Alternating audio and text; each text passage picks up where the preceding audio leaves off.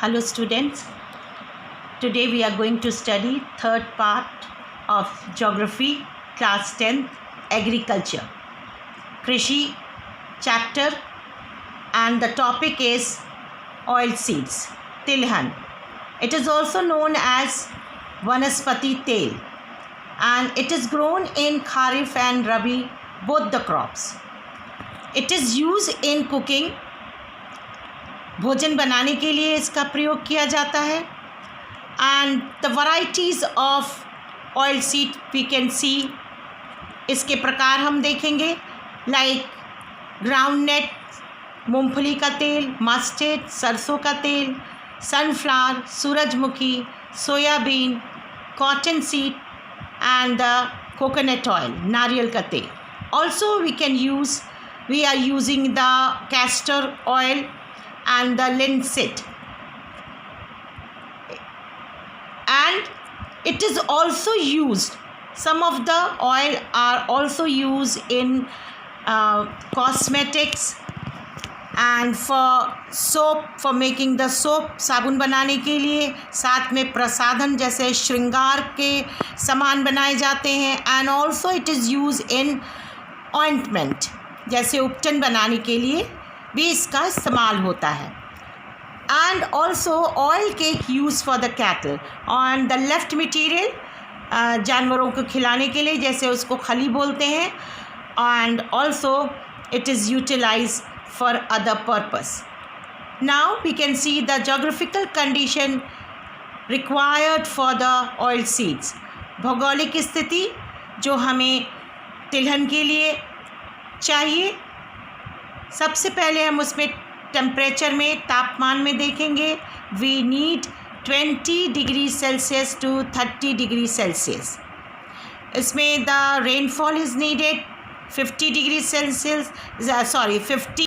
We will see rainfall, वर्षा 50 centimetres to 75 centimetres. And the soil needed, इसके लिए मिट्टी loamy, red, yellow and black, जैसे कि इसके लिए चिकनी, लाल, पीली और काली मिट्टी का भी उपयोग होता है. Now we can see the states where the oil seeds grown. Gujarat, Rajasthan, Madhya Pradesh, Haryana, Andhra Pradesh and Karnataka.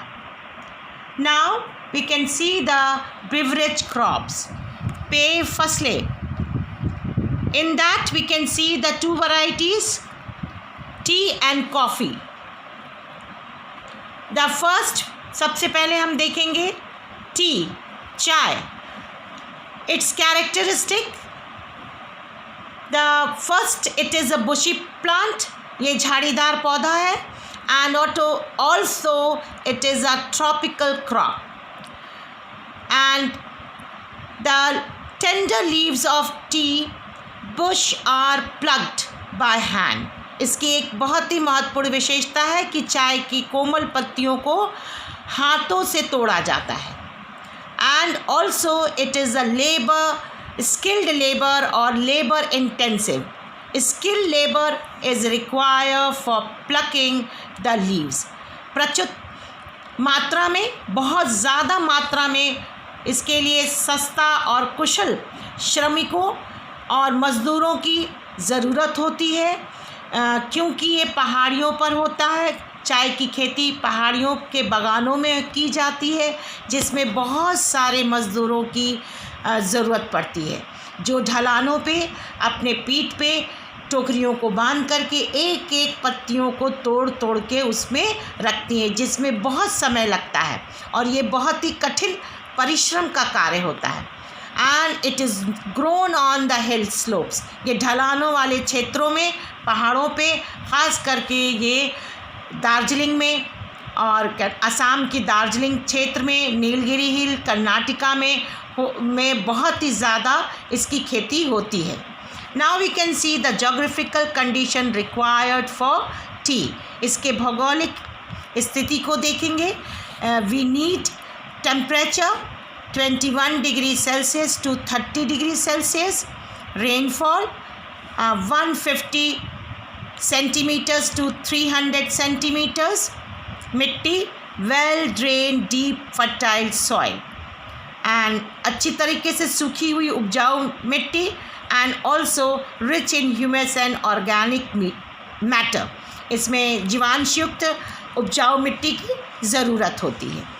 Now we can see the states, Assam hills of Darjeeling and the Jalpaiguri, West Bengal, Nilgiri hills in Karnataka, Tamil Nadu and Kerala, and the other states, and राज्यों को भी देखेंगे जहाँ पर चाय की खेती होती है, Himachal Pradesh, Meghalaya, Tripura, Uttarakhand and Andhra Pradesh.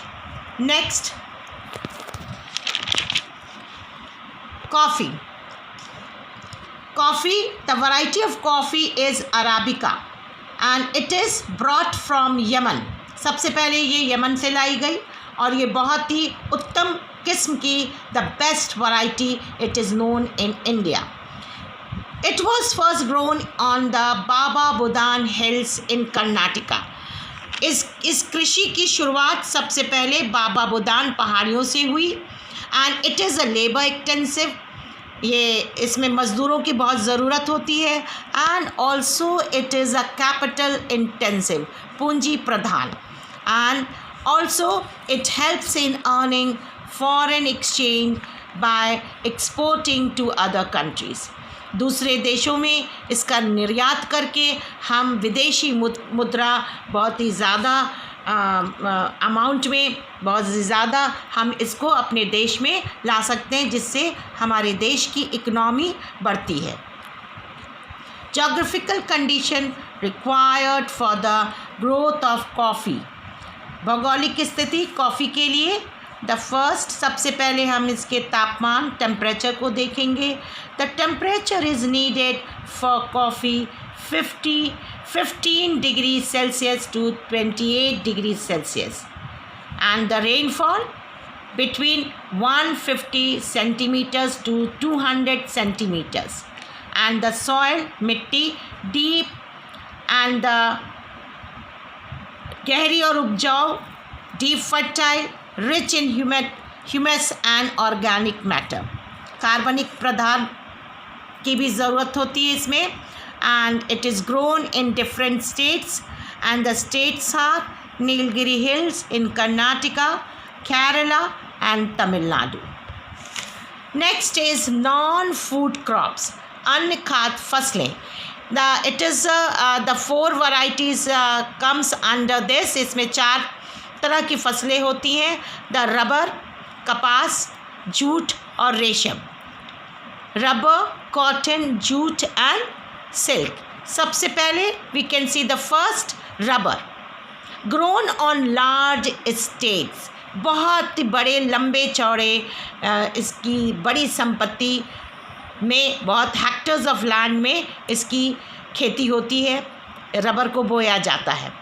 Single crop of single type of tree grown, एक ही तरह के पेड़ बहुत ही ज़्यादा लंबे चौड़े खेतों में बोए जाते हैं। It is a labour intensive and also it is a capital intensive. श्रमिकों की ज़रूरत पड़ती है, एंड साथ में पूंजी प्रधान भी है। Basic processing done in factories on the plantation itself as rubber, milk, latex is perishable. सबसे पहले इसकी मुख्य प्रक्रिया बागानों के कारखानों में ही होती है, क्योंकि रबर से दूध निकलता है, लैटेक्स, वो जल्दी नष्ट होने लगता है, it is a perishable.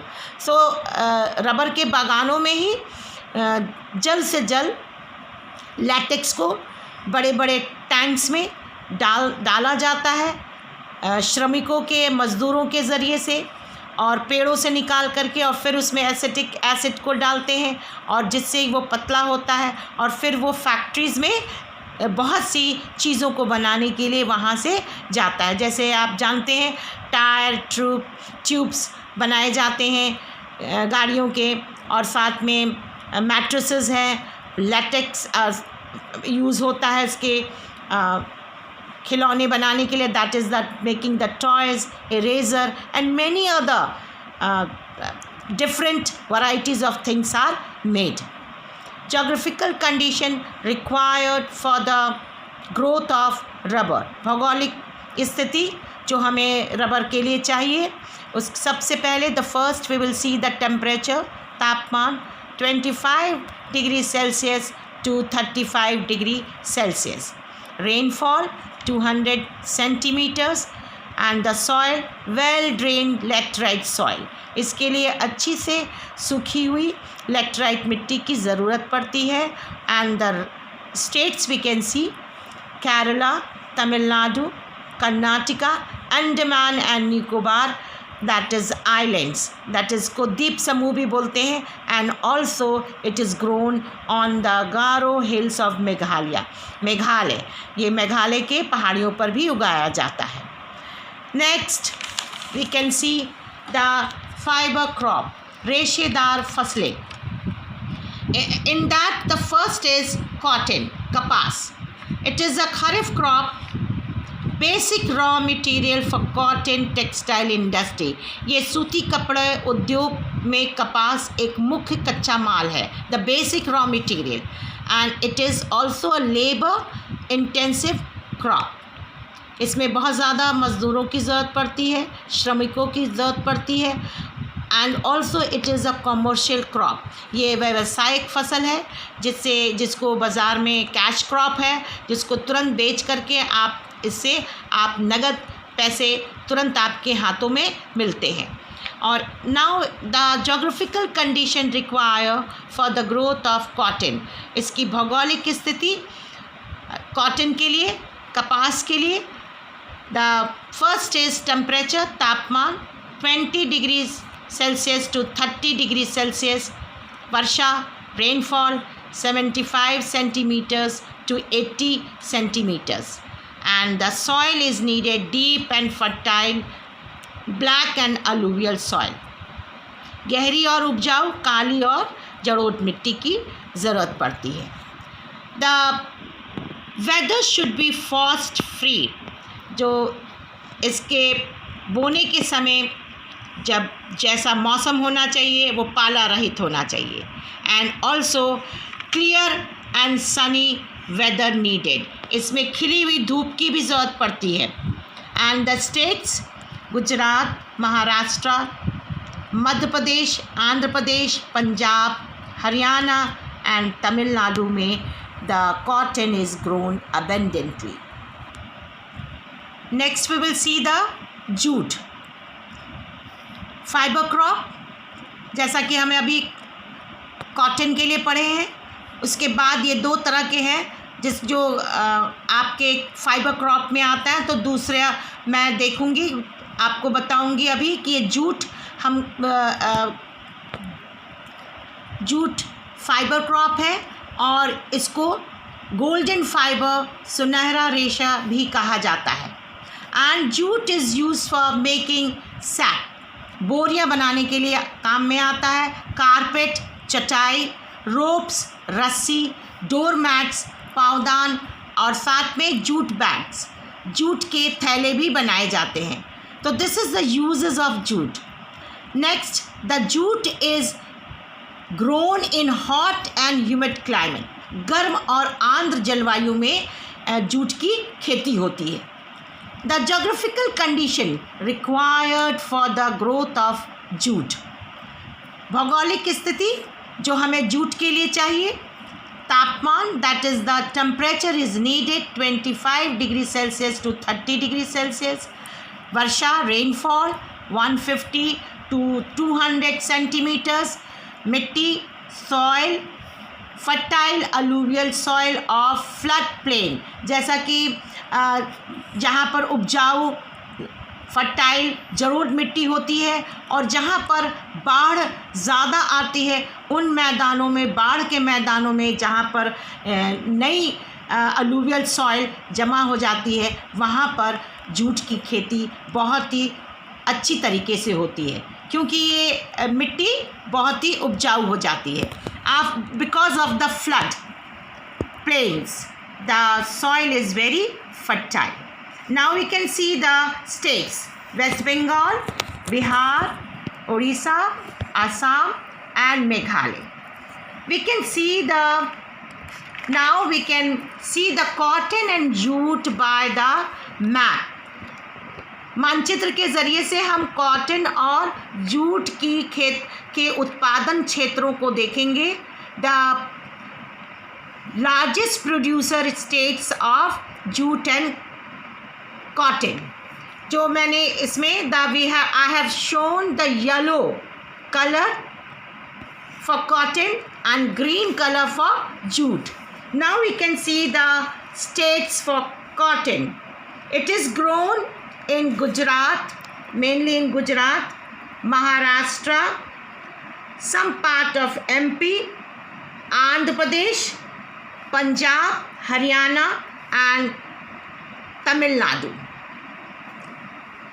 And we can see the green color for jute. Jute is grown West Bengal. West Bengal is the largest producer. सबसे ज़्यादा उत्पादन हम वेस्ट बंगाल में देखते हैं. Then Bihar, some part of Bihar and some part of Orissa and Assam and some part of Meghalaya. And now next we will see tomorrow in other video.